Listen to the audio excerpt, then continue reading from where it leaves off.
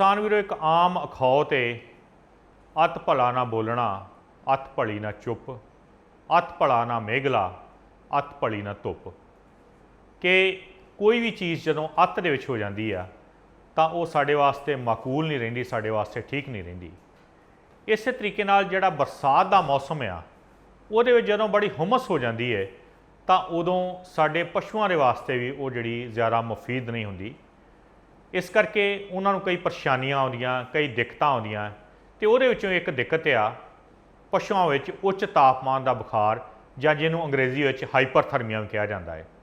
अज असीं आए हैं गुरु अंगद देव वैटरनरी ते एनीमल साइंस यूनिवर्सिटी लुधियाना विखे ते साडे नाल ने डॉक्टर शुकृति शर्मा जी ते असीं इन्हां नाल गलबात करांगे कि पशुओं दे विच उच्च तापमान का बुखार आ वो किवें हुंदा है, की कारण बनदे आ, की इहदा इलाज आ, पशु पालक वीर किवें परहेज़ कर सकदा है। ये सारियां गल्लां बातां दा सिलसिला इन्हां नाल असीं साझा करदे हां। डॉक्टर साहब तुहाडा सब तो पहलां ते स्वागत जी प्रोग्राम दे विच। धन्नवाद हरप्रीत जी। जी डॉक्टर साहब, असीं आम तौर पर वेखते हैं कि जिहड़ा हुमस वाला मौसम है, जिहड़ा नमी वाला मौसम है, ये घुटन सानूं आप भी महसूस होंदी आ, पर साडा पशु जिहड़ा है उहने ते वेखो वाड़े च रहना हुंदा, उहदे वास्ते होर ज़्यादा मौसम तकलीफ दे हुंदा। उदों जिहड़ा एक असीं उच्च तापमान का बुखार आ उहदे बारे जिहड़ा वा वो पता लगदा है कि पशुओं नूं इस मौसम च हो जाता है। ये की आ जी उच्च तापमान का बुखार ते किवें जिहड़ा वा ये हो जाता पशुओं नूं? हरप्रीत जी, उच्च तापमान जिवें आपां नूं नां तो ही पता लगदा है भी तापमान का वध जाना। सो जदों तापमान वधदा है इहदे तीन कारण आपां कह सकदे हां मुੱਖ तौर ते हुंदे आ। एक हुंदा है हीट स्ट्रैस, मतलब जदों तापमान हौली हौली लगातार वधदा जांदा है तो जानवर ते बोझ पैंदा है, उहनूं आपां हीट स्ट्रैस कह दिंदे आ। दूजा हुंदा है हीट स्ट्रोक, मतलब जदों झटका पैंदा है, तापमान का झटका पैंदा है, थोड़े जे समय तापमान बहुत ज़्यादा वध गया, तापमान का झटका लग्या, उहदे नाल तापमान बहुत ज़्यादा वध जांदा है। ते तीजा हुंदा है जिहनूं असल च आपां बुखार कहने आ, जिहड़ा असीं कहने आ ट्रू फीवर, असली बुखार। सो ये तीन तरीके का हो सकता है जी। सो जिहड़ा तापमान वधना है ये हीट स्ट्रैस, हीट स्ट्रोक ते असली बुखार जिन्हों ट्रू फीवर कहने उहदे करके हो सकता है। की कारण की बनता है? वेखो एक तो आपां मौसमी तापमान की गल कर लीए। हाँ जी। कि तापमान तो मौसम का थले हुंदा है, पर जिवें अजकल वो आ जाना फोन ते भी तापमान 33 आ ते फीज लाइक 43 लिखिया आ जाता है, उस तरीके की गल जिहड़ी आ कि ये सारा कुछ जिहड़ा है जां पशु दे इस मौसम दे विच कोई सरीरक तब्दीलियां आउंदियां जिहदे करके उहनूं ये परेशानी इस दिक्कत दे विच आउणा पैंदा है। जिमें आप गाइयां कहने आ, दोगलियां गाइयां, इन्हां च हीट सहन की जिहड़ी शक्ति आ काफ़ी घट हुंदी है। मतलब ये ठंडे मुल्क दियां है, जदों आपां इत्थे लिया के दोगलियां उदों बाद क्रॉस ब्रीडिंग करा ली, इन्हां च हीट घट सहंदियां ये। ते आम तौर पर असीं कहने भी दिमाग दे विच हाइपोथैलेमस एक सेंटर आ जिहड़ा टैंपरेचर नूं कंट्रोल करदा है। जदों तापमान का लगातार बोझ पैंदा जांदा है तो जानवर जिहड़ा है उहदा तापमान भी वधदा जांदा है, उहनूं आपां हीट स्ट्रैस कह दिंदे आ। ते इस करके मतलब जदों ये इक्के दम ज़्यादा तापमान का बोझ पैदा है उहदे च स्ट्रोक हो जाता है। मतलब उहदा हाइपोथैलेमस जिहड़ा ब्रेन का दिमाग का हिस्सा है जिहड़ा कंट्रोल कर रहा है उहदा कंट्रोल ही टुट जाता है तो इक्के दम तापमान जिहड़ा जानवर का बहुत ज़्यादा वध जाता है, जिहड़ा 107 108 डिग्री तक पहुँच जाता है। तो डॉक्टर शुकृति जी, जदों इस तरीके की समस्या पशु दे विच आउंदी आ, हाँ जी, तो उदों किहड़े लक्षण जिहड़े आ जां किहड़े चिन्ह आ जिहड़े वो विखाउंदा जिहदे करके सानूं पता लग सके?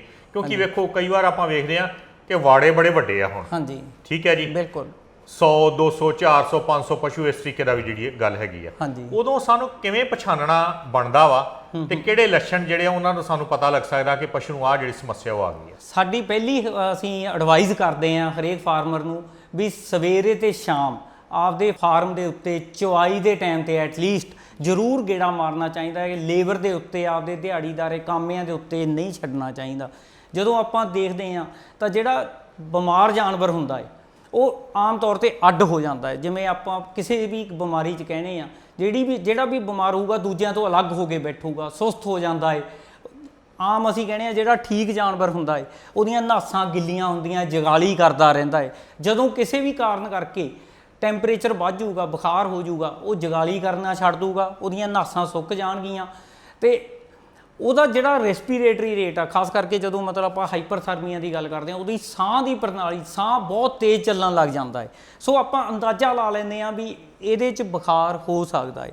ਸੋ ਇਹਦਾ ਪੱਕਾ ਪਤਾ ਤਾਂ ਹੀ ਲੱਗਦਾ ਹੈ ਜੇ ਆਪਾਂ ਥਰਮਾਮੀਟਰ ਲਾ ਕੇ ਦੇਖੀਏ। ਫਿਰ ਆਪਾਂ ਨੂੰ ਜੇ ਉਹ ਜਾਨਵਰ ਤੇ ਸ਼ੱਕ ਹੋਵੇ ਸਾਨੂੰ ਥਰਮਾਮੀਟਰ ਨਾਲ ਉਹਦਾ ਬੁਖਾਰ ਚੈੱਕ ਕਰਨਾ ਚਾਹੀਦਾ ਹੈ। ਡਾਕਟਰ ਸਾਹਿਬ ਹੁਣ ਜਦੋਂ ਆਪਾਂ ਕੋਈ ਲੱਛਣ ਤੋਂ ਇੰਨੀ ਗੱਲ ਪਛਾਣ ਜਾਂਦੇ ਆ ਕਿ ਸਾਡੇ ਪਸ਼ੂ ਨੂੰ ਆਹ ਸਮੱਸਿਆ ਹੈਗੀ ਆ, ਤਾਂ ਉਹਦੇ ਤੋਂ ਬਾਅਦ ਅਗਲੀ ਗੱਲ ਆ ਜਾਂਦੀ ਕਿ ਆਪਾਂ ਉਹਦਾ ਇਲਾਜ ਕਿਵੇਂ ਕਰਨਾ ਹੈ, ਪਸ਼ੂ ਨੂੰ ਬਚਾਉਣਾ ਕਿਵੇਂ ਆ, ਜਾਂ ਕਿ ਉਹਦਾ ਉਤਪਾਦਨ ਜਿਹੜਾ ਵਾ ਜੋ ਉਹਨੇ ਦੁੱਧ ਦੇਣਾ ਹੈ ਉਹ ਵਰਤੋਂ ਦੇ ਵਿੱਚ ਲਿਆਉਣਾ ਹੈ ਨਹੀਂ ਲਿਆਉਣਾ, ਤੇ ਉਹਦੇ ਸੰਬੰਧੀ ਸਾਨੂੰ ਦੱਸੋ ਕਿ ਅਸੀਂ ਇਲਾਜ ਵਾਲੇ ਪਾਸੇ ਕਿਵੇਂ ਮੁੜਨਾ, ਕਿਸ ਤਰੀਕੇ ਨਾਲ ਪਸ਼ੂ ਦਾ ਬਚਾਅ ਕੀਤਾ ਜਾ ਸਕਦਾ। ਹੁਣ ਆਪਾਂ ਗੱਲ ਕੀਤੀ ਹੈ ਵੀ ਤਾਪਮਾਨ। ਸੋ ਪਹਿਲਾਂ ਜਿਵੇਂ ਆਪਾਂ ਹੁਣ ਕਹਿ ਕੇ ਹਟੇ ਆ ਵੀ ਥਰਮਾਮੀਟਰ ਨਾਲ ਆਪਾਂ ਉਹਦਾ ਟੈਂਪਰੇਚਰ ਚੈੱਕ ਕਰਨਾ ਹੈ। ਸੋ ਥਰਮਾਮੀਟਰ ਕਈ ਵਾਰ ਆਪਾਂ ਗਲਤੀ ਕੀ ਕਰਦੇ ਆ, ਜਿਹੜੇ ਆਮ ਪਿੰਡਾਂ 'ਚ ਗਲਤੀ ਹੁੰਦੀ ਆ, ਫਾਰਮਰ ਗਲਤੀ ਕਰਦੇ ਆ, ਉਹ ਪਸ਼ੂ ਦੇ ਸਰੀਰ ਤੇ ਹੱਥ ਰੱਖ ਲੈਂਦੇ ਆ ਤੇ ਕਹਿੰਦੇ ਆ ਜੀ ਬੁਖਾਰ ਆ, ਉਹਦਾ ਕੰਨ ਫੜ ਕੇ ਕਹਿ ਦਿੰਦੇ ਆ ਵੀ ਜੀ ਇਹਨੂੰ ਬੁਖਾਰ ਹੋਇਆ ਹੋਇਆ ਜੀ, ਪਰ ਉਹ ਸਹੀ ਤਰੀਕਾ ਨਹੀਂ ਹੈ।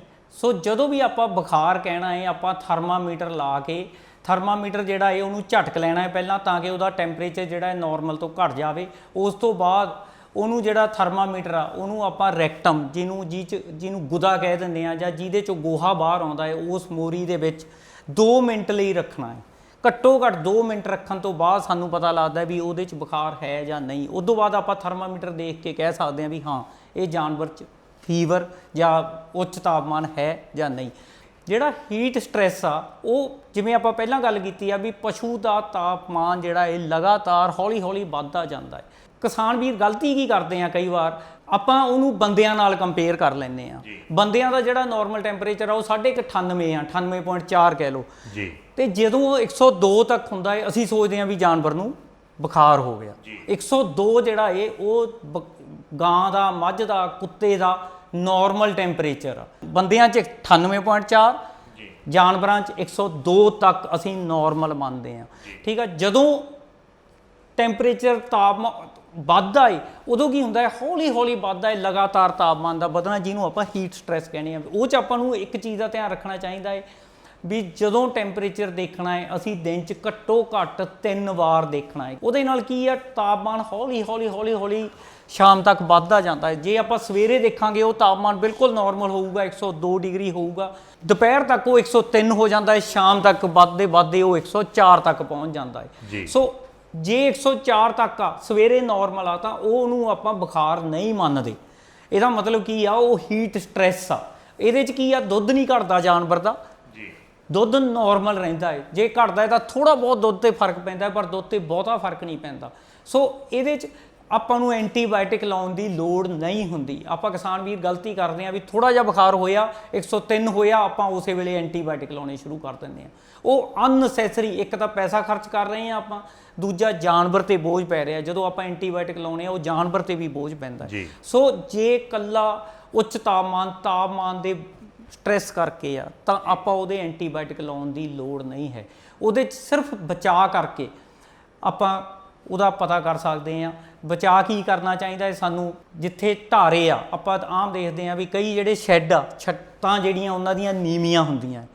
ਸੋ ਉਹਦੇ 'ਚ ਕੀ ਆ, ਜਦੋਂ ਤਾਪਮਾਨ ਦਾ ਬੋਝ ਪਊਗਾ, ਕੰਧਾਂ ਜੇ ਇਕੱਠੇ ਜਾਨਵਰ ਬਹੁਤ ਜ਼ਿਆਦਾ ਝੁੰਡ ਖੜਾ ਹੈ ਜਾਨਵਰਾਂ ਦਾ, ਤਾਂ ਉੱਥੇ ਤਾਪਮਾਨ ਦਾ ਬੋਝ ਪੈ ਜਾਂਦਾ ਹੈ। ਮਤਲਬ ਉਹਨੂੰ ਉੱਚ ਤਾਪਮਾਨ ਆਪਾਂ ਜਾਂ ਹੀਟ ਸਟ੍ਰੈਸ ਕਹਿ ਸਕਦੇ ਹਾਂ, ਉਹ 'ਚ ਹਿਊਮਿਡਿਟੀ ਆ। ਠੀਕ ਆ, ਸੋ ਉਹ ਤੋਂ ਬਚਾਅ ਲਈ ਸਾਨੂੰ ਛੱਤਾਂ ਉੱਚੀਆਂ ਰੱਖਣੀਆਂ ਚਾਹੀਦੀਆਂ ਹੈ। ਜਿਹੜਾ ਢਾਰਾ ਜਾਂ ਸ਼ੈੱਡ ਆ ਜਿਹੜਾ ਉਹ ਹਵਾਦਾਰ ਹੋਣਾ ਚਾਹੀਦਾ, ਆਰਾਮਦਾਇਕ ਹੋਣਾ ਚਾਹੀਦਾ ਹੈ। ਜਾਨਵਰਾਂ ਦਾ ਇਕੱਠ ਨਹੀਂ ਹੋਣਾ ਚਾਹੀਦਾ ਉਹਦੇ 'ਚ। ਹਰ ਵੇਲੇ ਗਰਮੀਆਂ 'ਚ ਖਾਸ ਕਰਕੇ ਹਰ ਵੇਲੇ ਜਾਨਵਰ ਨੂੰ ਪੀਣ ਵਾਲਾ ਸਾਫ਼ ਤਾਜ਼ਾ ਪਾਣੀ ਉਪਲਬਧ ਹੋਣਾ ਚਾਹੀਦਾ ਹੈ। ਪੀਣ ਵਾਲਾ ਪਾਣੀ ਉਹਨੂੰ ਮਿਲਦਾ ਰਹਿਣਾ ਚਾਹੀਦਾ ਹੈ। ਤੇ ਹੋ ਸਕੇ ਤਾਂ ਸਾਨੂੰ ਜਿਹੜਾ ਢਾਰਾ ਜਾਂ ਸ਼ੈੱਡ ਆ ਉਹਦੇ ਆਸੇ-ਪਾਸੇ ਛਾਂ ਵਾਲੇ ਦਰਖਤ ਲਾਉਣੇ ਚਾਹੀਦੇ ਆ ਤਾਂ ਕਿ ਉਹਨਾਂ ਨੂੰ ਠੰਡਾ ਇਨਵਾਇਰਮੈਂਟ ਮਿਲਦਾ ਰਹੇ। ਹੋ ਸਕੇ ਤਾਂ ਪੱਖੇ ਲਵਾ ਲਓ, ਸਪਰਿੰਕਲਰ, ਫੌਗਰ ਜਿਹੜੇ ਆਪਾਂ ਉਹ ਲਵਾ ਸਕਦੇ ਹਾਂ। ਤੇ ਜਿਹੜੇ ਪਸ਼ੂ ਆ ਗਰਮੀਆਂ 'ਚ ਖਾਸ ਕਰਕੇ ਉਹਨਾਂ ਨੂੰ ਵੱਧ ਵਾਰ ਨਹਾਉਣਾ ਚਾਹੀਦਾ, ਨਵਾ ਦੇਣਾ ਚਾਹੀਦਾ ਜੇ ਸਾਨੂੰ ਲੱਗੇ ਵੀ ਉਹਨਾਂ 'ਤੇ ਹੀਟ ਸਟ੍ਰੈਸ ਆ। ਸੋ ਇਸ ਤਰੀਕੇ ਆਪਾਂ ਹੀਟ ਸਟ੍ਰੈਸ ਤੋਂ ਜਿਹੜਾ ਇਹ ਬਚਾਅ ਕਰ ਸਕਦੇ ਹਾਂ ਆਪਦੇ ਜਾਨਵਰਾਂ।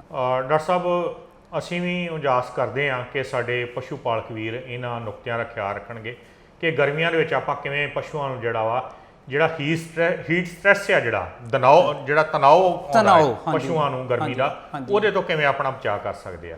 ਹੁਣ ਤੁਸੀਂ ਜਿਹੜੀ ਅਗਲੀ ਗੱਲ ਕੀਤੀ ਸੀ ਹੀਟ ਸਟ੍ਰੋਕ ਦੀ, ਹਾਂਜੀ, ਕਿ ਜਦੋਂ ਇੱਕਦਮ ਜਿਹੜਾ ਵਾ ਉਹ ਬੜੇ ਤਿੱਖੇ ਢੰਗ ਨਾਲ ਜਿਹੜਾ ਤਾਪਮਾਨ ਵੱਧਦਾ ਤੇ ਇੱਕਦਮ ਤੁਸੀਂ ਕਹਿੰਦੇ ਜੇ 106 107 ਹੋ ਜਾਏ, ਉਹ ਜਿਹੜਾ ਵਾ ਉਹਦੇ ਵਾਸਤੇ ਪਸ਼ੂ ਪਾਲਕ ਜਿਹੜਾ ਉਹ ਕਿਵੇਂ ਤਿਆਰੀ ਕਰੇ? ਹੀਟ ਸਟ੍ਰੋਕ ਆ, ਇਹਦੇ ਚ ਤਾਪਮਾਨ ਇੱਕੇ ਵੇਲੇ ਵੱਧ ਕੇ 107 108 ਮਤਲਬ ਥਰਮਾਮੀਟਰ ਨੂੰ ਵੀ ਕ੍ਰਾਸ ਕਰ ਜਾਂਦਾ ਹੈ। ਜਦੋਂ ਜਾਨਵਰ ਦਾ ਤਾਪਮਾਨ ਇੱਕ ਇਹੋ ਜਿਹੇ এনवायरमेंट 'ਚ ਜਾਨਵਰ ਨੂੰ ਰੱਖ ਦਈਏ ਜਿੱਥੇ ਤਾਪਮਾਨ ਬਹੁਤ ਵੱਧ ਹੋਵੇ, ਹਿਊਮਿਡਿਟੀ ਬਹੁਤ ਵੱਧ ਹੋਵੇ, ਜਾਨਵਰ ਦਾ ਇੱਕਦਮ ਤਾਪਮਾਨ ਬਹੁਤ ਜ਼ਿਆਦਾ ਵੱਧ ਜਾਂਦਾ ਹੈ, 107 108 ਤੱਕ ਪਹੁੰਚ ਜਾਂਦਾ ਹੈ। ਇਹ ਆਮ ਤੌਰ ਤੇ ਉਦੋਂ ਹੁੰਦਾ ਹੈ ਜਦੋਂ ਅਸੀਂ ਬਿਮਾਰ ਜਾਨਵਰ ਨੂੰ ਧੁੱਪ 'ਚ ਲੈ ਕੇ ਤੁਰ ਪੈਂਦੇ ਆ।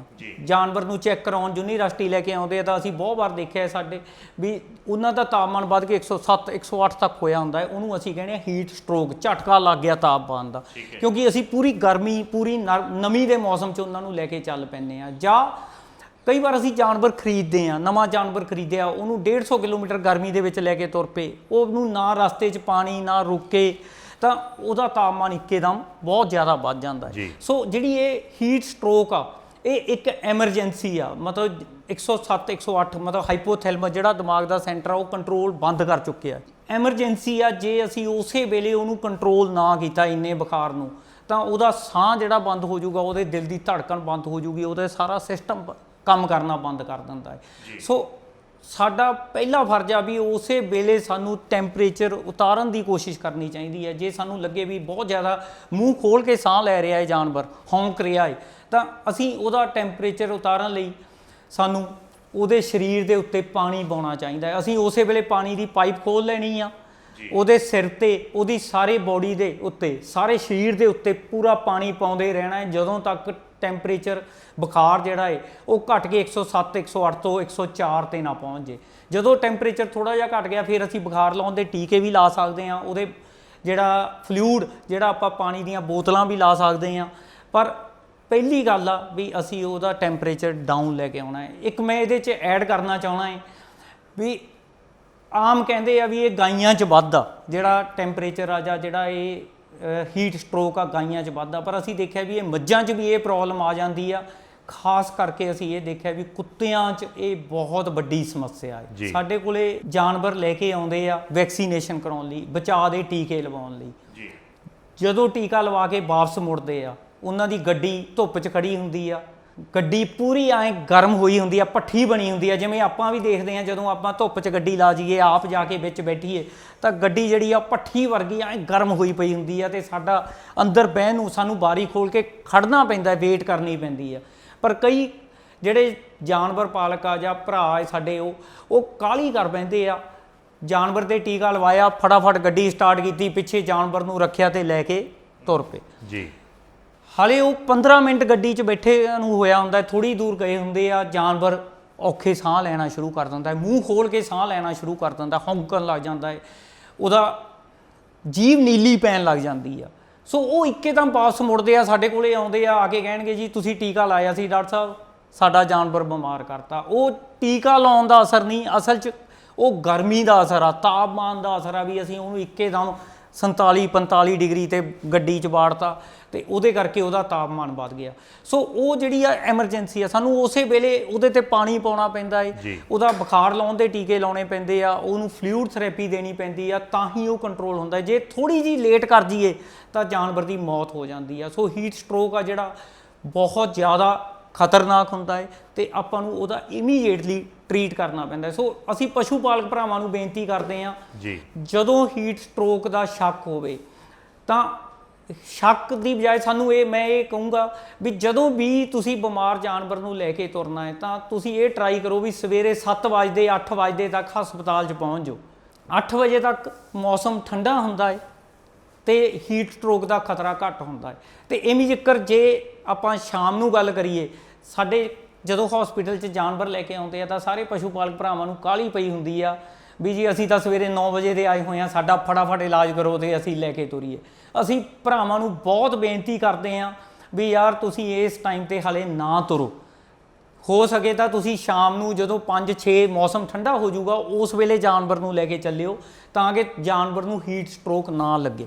ਪਰ ਫਿਰ ਕਾਹਲੀ ਕਰਦੇ ਆ ਲੈ ਕੇ ਚੱਲ ਪੈਂਦੇ ਆ ਤੇ ਸਾਡੇ ਕੋਲੇ ਫਿਰ ਵਾਪਸ ਮੁੜਨਾ ਪੈਂਦਾ ਹੈ ਕਈ ਵਾਰੀ। ਸੋ ਅਸੀਂ ਪਸ਼ੂ ਪਾਲਕ ਭਰਾਵਾਂ ਨੂੰ ਬੇਨਤੀ ਕਰਦੇ ਹਾਂ ਵੀ ਜਦੋਂ ਵੀ ਲੈ ਕੇ ਤੁਰਨਾ ਹੈ ਦੁਪਹਿਰ ਵੇਲੇ ਨਾ ਲੈ ਕੇ ਚੱਲੋ ਜਾਨਵਰ ਨੂੰ, ਤੇ ਸਵੇਰ ਵੇਲੇ ਜਾਂ ਸ਼ਾਮ ਨੂੰ ਸੂਰਜ ਢਲਣ ਤੋਂ ਬਾਅਦ ਉਹਨੂੰ ਜਾਨਵਰ ਦੀ ਜਿਹੜੀ ਮੂਵਮੈਂਟ ਆ ਉਹ ਕਰਾਉਣੀ ਚਾਹੀਦੀ ਆ, ਉਹਨੂੰ ਗੱਡੀ 'ਚ ਲੈ ਕੇ ਚੱਲਣਾ ਚਾਹੀਦਾ ਹੈ। ਜਿਵੇਂ ਤੁਸੀਂ ਬੜੇ ਵਿਸਥਾਰ 'ਚ ਦੱਸ ਰਹੇ ਹੋ ਕਿ ਸਾਡੇ ਪਸ਼ੂ ਪਾਲਕ ਜਿਹੜੇ ਆ ਉਹਨਾਂ ਨੂੰ ਕਿਵੇਂ ਜਿਹੜਾ ਵਾ ਉਹ ਪਸ਼ੂ ਦਾ ਬਚਾਅ ਕਰ ਸਕਦੇ ਆ। ਹਾਂਜੀ ਹੁਣ ਤੁਸੀਂ ਅਗਲੀ ਗੱਲ ਕੀਤੀ ਸੀ ਕਿ ਸੱਚੀ ਮੁੱਚੀ ਜਦੋਂ ਪਸ਼ੂ ਨੂੰ ਬੁਖਾਰ ਹੋ ਜਾਂਦਾ, ਹਾਂਜੀ ਇੱਕ ਤੇ ਆ ਜੀ ਕਿ ਗਰਮੀ ਦੇ ਤਣਾਅ ਕਰਕੇ ਗਰਮੀ ਹੋ ਗਈ, ਹਾਂਜੀ ਤਾਪਮਾਨ ਵੱਧ ਗਿਆ। ਹਾਂਜੀ ਦੂਜਾ ਇਹ ਕਿ ਇੱਕਦਮ ਜਿਹੜਾ ਤਾਪਮਾਨ ਉੱਚਾ ਹੋ ਗਿਆ ਔਰ 6-7 ਤੱਕ ਚਲ ਗਿਆ। ਹਾਂਜੀ ਤੇ ਤੀਸਰਾ ਹੈ ਕਿ ਸੱਚੀ ਮੁੱਚੀ ਬੁਖਾਰ ਹੋ ਗਿਆ, ਹਾਂਜੀ ਕਿਉਂਕਿ ਜਿਹੜੀ ਆਪਾਂ ਮੁੱਦੇ ਤੇ ਆਉਣਾ ਵਾ ਉਹ ਉੱਥੇ ਹੀ ਆ ਕਿ ਬੁਖਾਰ ਹੋ ਗਿਆ ਤਾਂ ਉਦੋਂ ਅਸੀਂ ਜਿਹੜਾ ਵਾ ਫਿਰ ਪਸ਼ੂ ਨੂੰ ਕਿਸ ਤਰੀਕੇ ਨਾਲ ਉਹਦਾ ਖਿਆਲ ਰੱਖਣਾ, ਕਿਵੇਂ ਉਹਦਾ ਜਿਹੜਾ ਦਵਾਈ ਬੂਟੀ ਕਰਨੀ। ਹਾਂਜੀ ਹਰਪ੍ਰੀਤ ਜੀ, ਪਹਿਲਾਂ ਤਾਂ ਮੈਂ ਇਹ ਕਹਿਣਾ ਚਾਹੁੰਦਾ ਵੀ ਜਿਹੜਾ ਹੀਟ ਸਟ੍ਰੈਸ ਆ ਉਹਦੇ 'ਚ ਜਿਹੜਾ ਤਾਪਮਾਨ ਆ, ਇਹਨਾਂ ਨੂੰ ਤਿੰਨਾਂ ਨੂੰ ਆਪਾਂ ਫਰਕ ਕਿਵੇਂ ਕਰਨਾ ਹੈ। ਜਿਹੜਾ ਹੀਟ ਸਟ੍ਰੈਸ ਆ ਜਿਹਨੂੰ ਆਪਾਂ ਤਾਪਮਾਨ ਦਾ ਬੋਝ ਕਹਿੰਦੇ ਆ, ਉਹ 'ਚ ਕੀ ਹੁੰਦਾ ਹੈ, ਸਵੇਰੇ ਤਾਪਮਾਨ ਨਾਰਮਲ ਹੋਊਗਾ 102 ਤੱਕ ਹੋਊਗਾ ਜੀ, ਦੁਪਹਿਰ ਵੇਲੇ 3 ਹੋ ਜੂ, ਸ਼ਾਮ ਤੱਕ ਹੁੰਦੇ ਹੁੰਦੇ 104 ਹੋ ਜਾਊਗਾ, ਪਰ 4 ਜਾਂ 4.5 ਤੋਂ ਨਹੀਂ ਵੱਧਦਾ ਜਦੋਂ ਆਪਾਂ ਤਾਪਮਾਨ ਦਾ ਲਗਾਤਾਰ ਬੋਝ ਕਹਿੰਦੇ ਆ।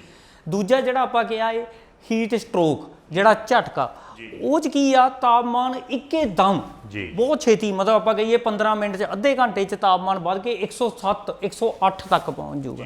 ਸੋ ਤੀਜੀ ਜਿਹੜੀ ਚੀਜ਼ ਆ ਉਹ ਹੈ ਬੁਖਾਰ, ਜਿਹਨੂੰ ਆਪਾਂ ਅਸਲ 'ਚ ਬੁਖਾਰ ਕਹਿੰਦੇ ਆ। ਜਿਹੜਾ ਬੁਖਾਰ ਆ ਉਹ ਇਨਫੈਕਸ਼ਨ ਕਰਕੇ ਵੀ ਹੋ ਜਾਂਦਾ ਹੈ, ਜਿਵੇਂ ਕੋਈ ਵੀ ਜੀਵਾਣੂ ਰੋਗ, ਵਿਸ਼ਾਣੂ ਰੋਗ, ਜਾਂ ਜਿਹੜੇ ਪ੍ਰੋਟੋਜੋਆ, ਜਿਹੜੇ ਖੂਨੀ ਕੀੜੇ ਆਪਾਂ ਕਹਿ ਦਿੰਦੇ ਆ, ਤੇ ਕਿਸੇ ਵੀ ਇਨਫਲੇਮੇਸ਼ਨ, ਕਿਤੇ ਸੋਜ ਆ ਗਈ, ਉਹਦੇ ਕਰਕੇ ਵੀ ਅਸਲੀ ਬੁਖਾਰ ਹੋ ਜਾਂਦਾ ਹੈ ਜੀ। ਇਹ ਤਿੰਨਾਂ 'ਚ ਫਰਕ, ਇੱਕ ਤਾਂ ਆਪਾਂ ਇਸ ਤਰੀਕੇ ਵੀ ਕਰ ਸਕਦੇ ਹਾਂ ਤਾਪਮਾਨ ਨੂੰ 3 ਵਾਰੀ ਚੈੱਕ ਕਰਕੇ ਦਿਨ ਦੇ ਵਿੱਚ, ਦੂਜਾ ਅਸੀਂ ਖੂਨ ਟੈਸਟ ਕਰਾ ਸਕਦੇ ਹਾਂ।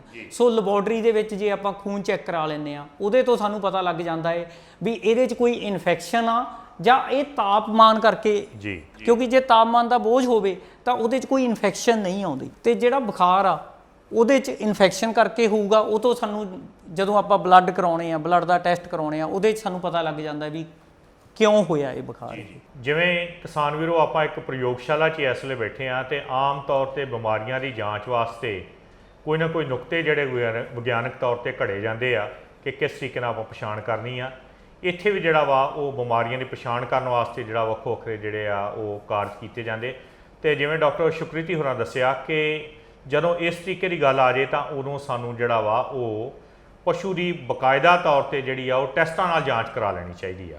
ਤੇ ਡਾਕਟਰ ਸਾਹਿਬ, ਜਦੋਂ ਟੈਸਟ ਦੇ ਵਿੱਚ ਸਾਨੂੰ ਇਹ ਪਤਾ ਲੱਗ ਜਾਂਦਾ ਹੈ ਕਿ ਪਸ਼ੂ ਨੂੰ ਇਹ ਜਿਹੜਾ ਬੁਖਾਰ ਆ ਇਹ ਇਸ ਤਰੀਕੇ ਨਾਲ ਹੁਮਸ ਦੇ ਕਰਕੇ ਉੱਚ ਤਾਪਮਾਨ ਦਾ ਬੁਖਾਰ ਆ, ਫਿਰ ਸਾਨੂੰ ਕਿਸ ਤਰੀਕੇ ਦੇ ਉਹਦੇ ਇਲਾਜ ਤੇ ਆਉਣਾ ਚਾਹੀਦਾ, ਤੇ ਜਿਹੜੀ ਯੂਨੀਵਰਸਿਟੀ ਆ ਉਹ ਪਸ਼ੂ ਪਾਲਕ ਵਾਸਤੇ ਕਿਵੇਂ ਸਹਾਈ ਬਣਦੀ ਹੈ ਇਸ ਮੌਕੇ ਤੇ? ਜਿਵੇਂ ਮੈਂ ਪਹਿਲਾਂ ਗੱਲ ਕੀਤੀ ਆ ਵੀ ਖੂਨੀ ਕੀੜਿਆਂ ਕਰਕੇ ਹੋ ਸਕਦਾ ਹੈ, ਜਿਹਦੇ 'ਚ ਆਪਾਂ ਕਹਿੰਦੇ ਆ ਬਵੇਸੀਆ।